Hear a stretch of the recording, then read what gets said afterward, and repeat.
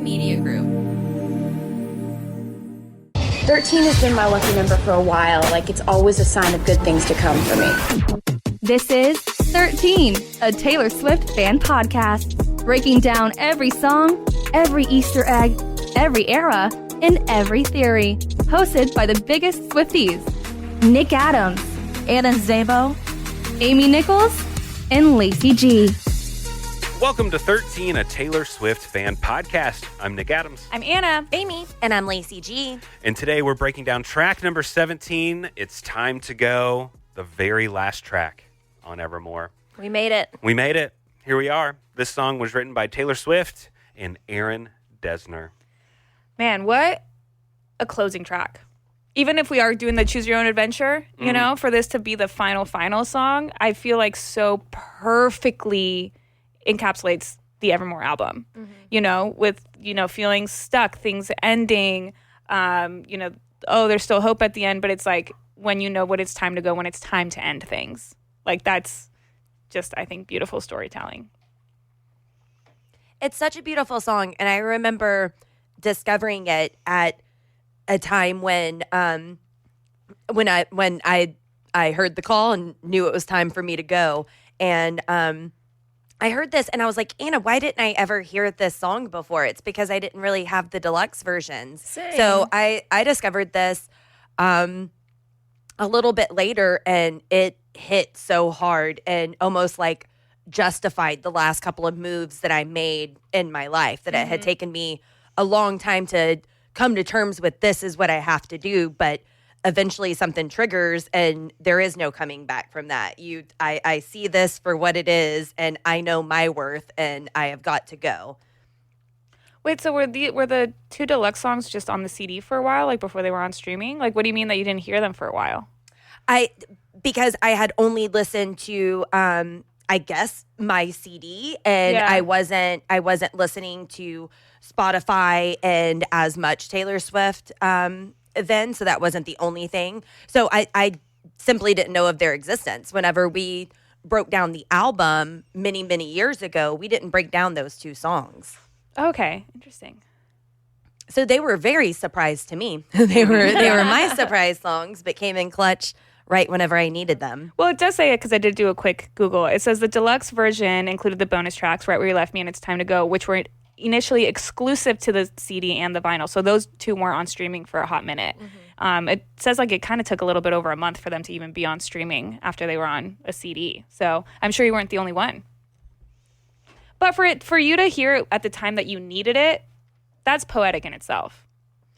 Just justification, and not to get deep, but at one point, after I had gone through a divorce, I would have people come to me and ask a bunch of questions, almost like, is it my time? How did you know what is, and all I could do is just comfort and listen. But I played this to someone who was struggling with the idea. And at that point, you already know it's time to go, but you kind of need help. And I'm not, that sounds like I'm the one who's like, oh yeah, do it. Just go. But they were coming to me for reasons, because it's like, yeah, you've gone through this. How did you know? And I played this for a friend one time, and they just bawled and listened to this song. I never gave them any conclusion other than listening, and they ended up making the decision themselves at some point. But I mean, this is a good song to help get you there whenever you realize you already know, but yeah, if am you're I asking making that the right question, then chances are. But it's validation to hear it like coming from someone else, even if it is through a song. You know, like it's that validation of like, okay, I have been feeling this way, and now I know I'm feeling this way, right? And that's the way that I felt about Tolerate It. The first time I heard Tolerate It, it resonated with me so much to realize that this isn't right. Before then, I just thought like, oh, you're with somebody and it's not always going to be that bubblegum butterfly feeling, pop and love all the time. And then, oh, this is natural. And then you hear somebody put it into song and it's like, wait a minute. No, this is not right. So yeah, a song can fuel you and justify. That's powerful. We say all the time that Taylor Swift has music for every situation you're going through. Just Yeah. like she has every genre of music, she has music for every feeling and emotion that you're going through too. Yeah. The happy feelings, the sad feelings, the stuck feelings. She's got them all. Angry feelings, friendship feelings. For sure. Yeah. And I do think, kind of to Lacey's point, sometimes it's not right what you need when it's coming out, but when you go back and listen to it, a song that came out, 2 albums ago or 4 albums ago, but it resonates with you at that point in time. I think that's really beautiful. The power of Taylor Swift. That we should do an entire episode. Which Taylor Swift song made you to make or which Taylor Swift song gave you the validation to change your life? I have the answer from a listener that I that met. question? Yeah. How cool. That I met once upon a time, and she said it was Midnight Rain for her. Really? That she was in a complacent relationship and kind of just going with it, and then she heard Midnight Rain and realized that we want different things. It was a different situation, but that's what inspired her, just because she was heading on a path that she didn't want, and that was the song that woke her up, and she decided to make a change after that. That's really interesting. I'd say probably would. Yeah, because suddenly you're not superstitious anymore? That's right. Is Yeah, that what that's you mean? it is. Yeah. All right. Should we get to some lyrics here? Yes. All right. It's time to go. Taylor Swift starts off by singing, "When the dinner is cold and the chatter gets old, you ask for the tab." Okay, let's love. wrap this up. Yeah. All Yeah. right. Because that's so natural when you know that it's time for dinner to be over. So she's saying it's the obvious choice. I mean, you know when to do it then, but now they're trying to make you think you don't know.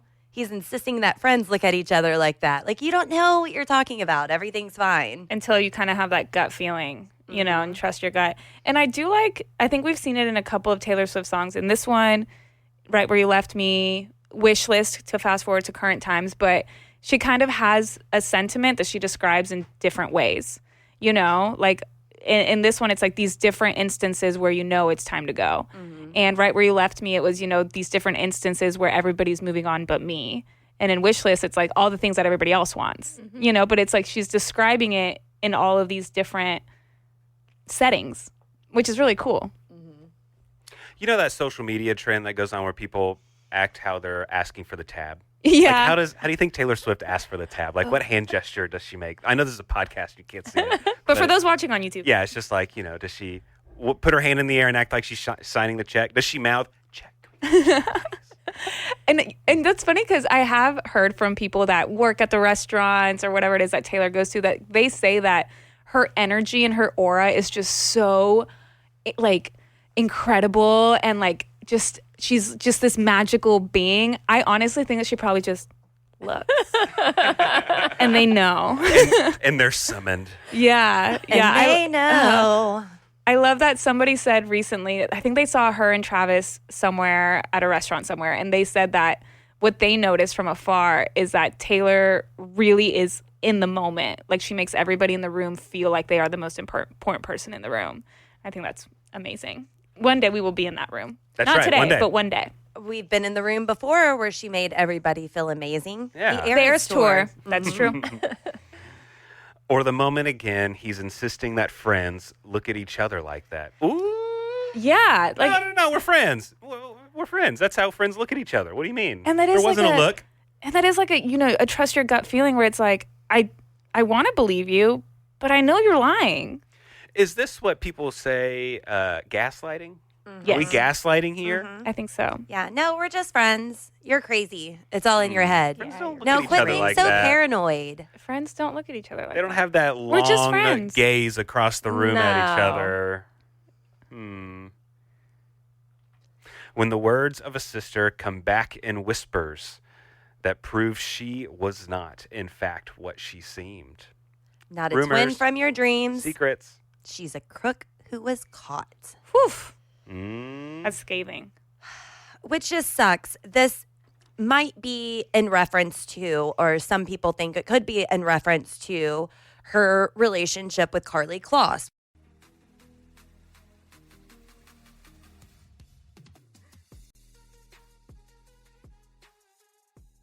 some people think it could be in reference to her relationship with Carly Kloss. We know they were thick as thieves, best of friends, and I think they did refer to each other as twins.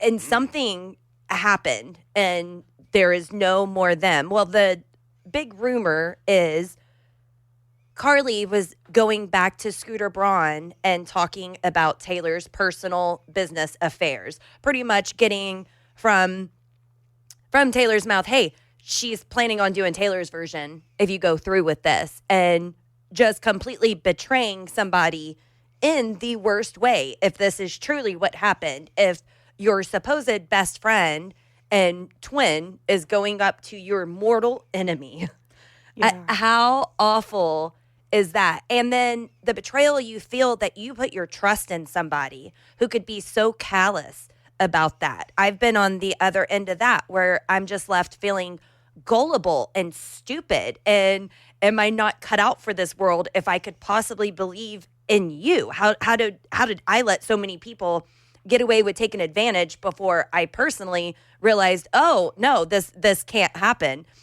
And then I feel so stupid because of it, because of a choice that somebody else made of taking advantage. So, I mean, I resonate with that so much because it's just the ultimate betrayal of a person that you trusted, that I could tell you anything and you turn around and do this. And I've always wondered, because it says the words of a sister come back in whispers. Like, who was it that ended up telling her? Right. Who ended up telling Taylor, like, hey, by the way, your best friend over there is not really your best friend, And it turned out to be maybe not even, past the whispers. Didn't she post things like hanging out on his boat or something? Yeah, there have been pictures. So, at that point, it's not like you're running anymore. in you're running in the same circles. Yeah. Which is also interesting because even if you fast forward to now, I've wondered the same thing with the song Actually Romantic. Because it starts with, like, I heard you called me boring Barbie. And it's like, ooh, who did she say that to? And then who went to Taylor and was like, hey, she's calling you boring Barbie. Who is that person? That's what I want to know. But then, like, in the Anti-Hero music video, Taylor's standing in front of the chalkboard, everyone will betray you. Yeah. And how much does that suck that is what you feel at the end of the day? Of course, I hope she feels different now, and that was a different era. But yeah, who can you trust? Because does anybody have your back, or are they all running around calling you boring Barbie to your mortal enemy and just gossip? Yeah, not even that, but it's like when you're at her level of success, are these people genuinely my friends, or are they just using me? Do they just want my name attached to theirs? Do they just want to fly on my jet? You know what I mean? It's like, what is it actually like? What's genuine? So I'm sure that there's a lot of betrayal in that aspect as well. And a really sad part comes in this next line. That old familiar body ache, the snaps from the same little breaks in your soul. Oh, that's Yeah. such a The good old line. familiar body ache, like, I've been here before. It's happening I know again. it's happening again. What am I doing wrong? It's happening again. You know when it's time to go. yeah. Okay. I guess we got to break this thing off. Okay. And you're like, and yeah, that old familiar, like I recognize this. I've felt this feeling before, whether it's in the small thing of you asked for the tab or in the large scale of this person fully betrayed me. But that's such a poetic line. And it's just that moment of you can't come back from. Yeah. Whether somebody said something, whether it was a meeting with your job and they said the wrong thing or maybe the right thing to get you to go. But it's that point that you can't come back from anymore, that I've already crossed this and I will never feel the same again. Have to listen to your gut. Mm-hmm. She continues giving some scenarios when she knows that it's time to go. 20 years at your job, then the son of the boss gets the spot that was yours. Ugh. Ouch. Or trying to stay for the kids when keeping it how it is will only break their hearts worse. I've known people, I remember, like, right when I go to college, you hear about a bunch of friends' parents that start getting divorced. Yeah. They just wait till the kids are out of high school. Yeah. It happens all the time. Yeah, Yeah. unfortunate. And what a crushing blow. Because then the kid's away from the parents and all that. Yeah, it's rough. But then it's kind of like, but keeping it how it is only breaks our hearts worse. It's like, and I don't have kids. You guys would speak to it better, but I am a child of divorce. But it's like, is it better to just stay together for their sake, or is it better to break up and move on and be And happy? everyone's happy.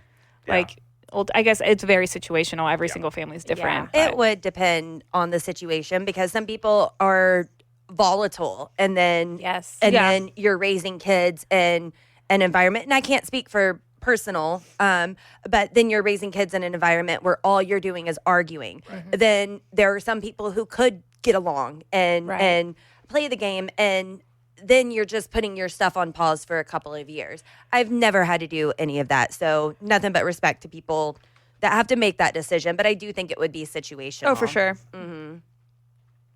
That old familiar body ache, the snaps from the same little breaks in your soul, you know when it's time to go. Sometimes giving up is the strong thing. Sometimes to run is the brave thing. Sometimes walking out is the one thing that will find you the right thing. And I genuinely think, like, kind of what we were saying earlier in the episode, but some people really do need to hear that. Yeah. Because you do feel like, oh my God, but I don't want to give up because then that's weak. Or if I end this relationship, then I'm going to be scared because I don't know what's next. But it's like, no, that is the brave thing. Yeah. To run is the brave thing, to echo Better Man. That's what I'm about to say. That's always one of my favorite lyrics. I bring it up whenever I can. One of my favorite lyrics that Taylor ever has is from Better Man. The I love it. bravest The bravest thing thing I I ever ever did did was run. And here she says, sometimes to run is the brave thing. Yeah, There's power in leaving a situation Absolutely. that's not suiting you. absolutely. Yeah. Walking out is the one thing And it's that'll lead you hard. to the right thing. Yeah. I really do think like this is the song that I'm sure has resonated with a lot of people, and they probably won't even admit it. Oh, that bridge was my pep talk, and more of a kudos to you because it came in pretty much right after.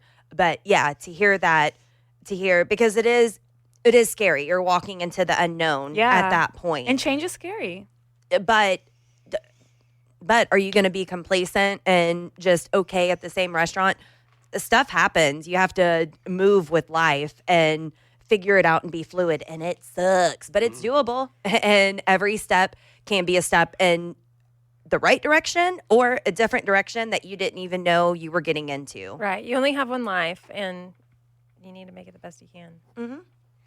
Sometimes giving up is the strong thing. Sometimes to run is the brave thing. Sometimes walking out is the one thing that will find you the right thing. 15 years, 15 million tears, begging till my knees bled. Oh, man. What a specific number. 15 years? Is that something personal to her, or is that just something she's talking about being in a relationship for 15 years or something? I assumed that it was her relationship with her music label, Got it. but I'd have to do the math. Begging till my knees bled. I gave in my all. He gave me nothing at all. Then wondered why I left. Yeah, that sounds like her music. Okay, yeah. So Taylor Swift signed with Big Machine Records in 2005, and this came out in 2020. 2020, yeah. 15 years. Gave him my all, and he gave me nothing at all. Then wondered why I left. Now he sits on his throne in his palace of bones, praying to his greed. Yuck. He's got my past frozen behind glass, but I've got me. That is that is Taylor Swift, because that is once again just a poetic way of she didn't have her masters.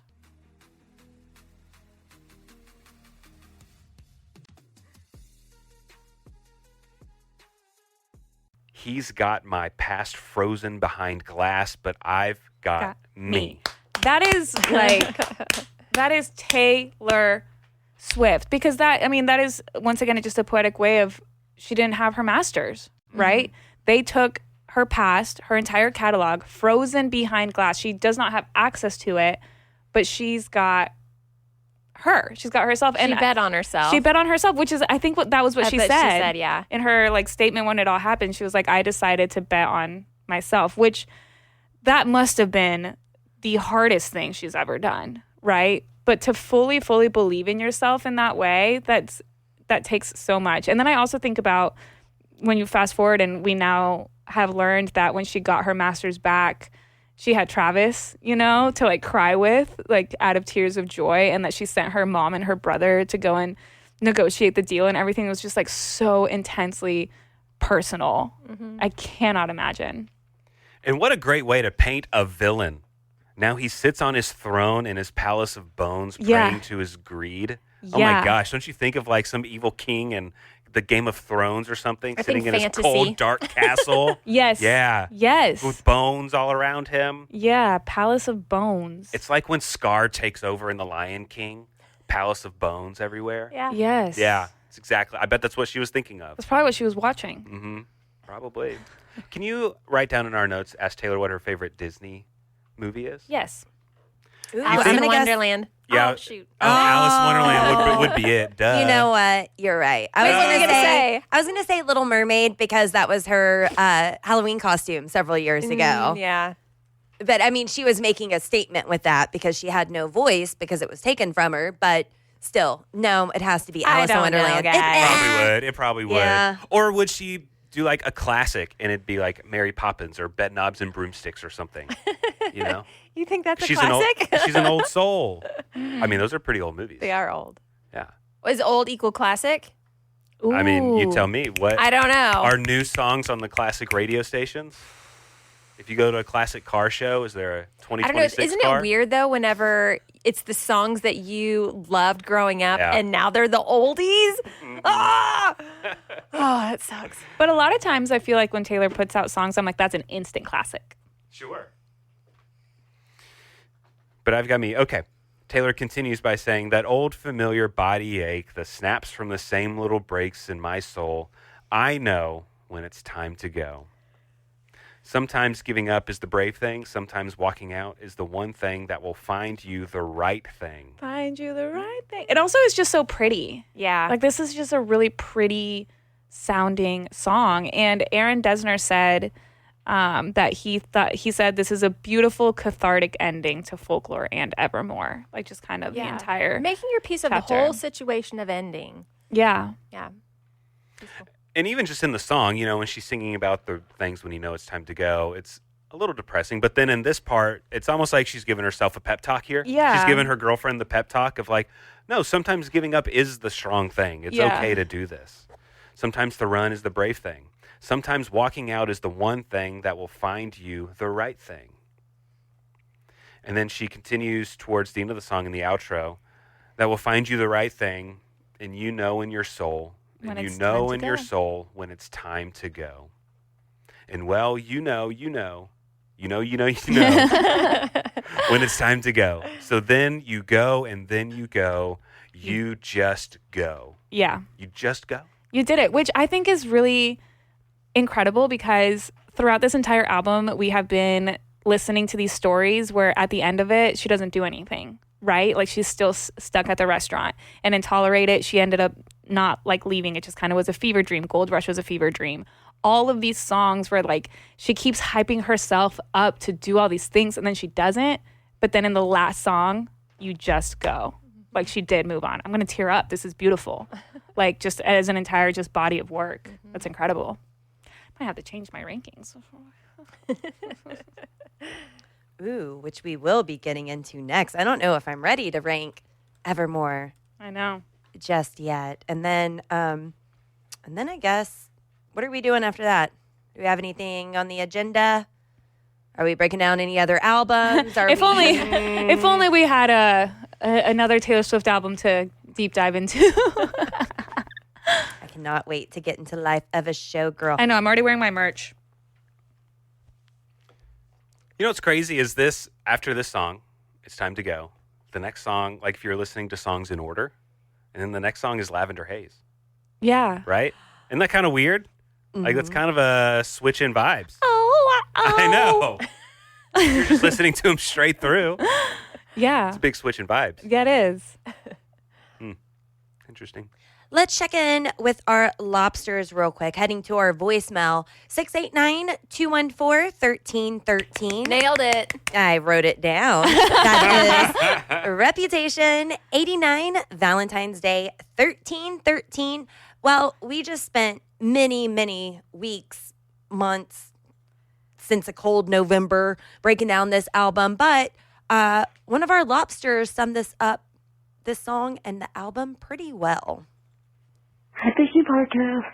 I'm an American Swiftie based in Germany, and I heard you talking about why Closure is not the last track. I think it describes a relationship kind of thing.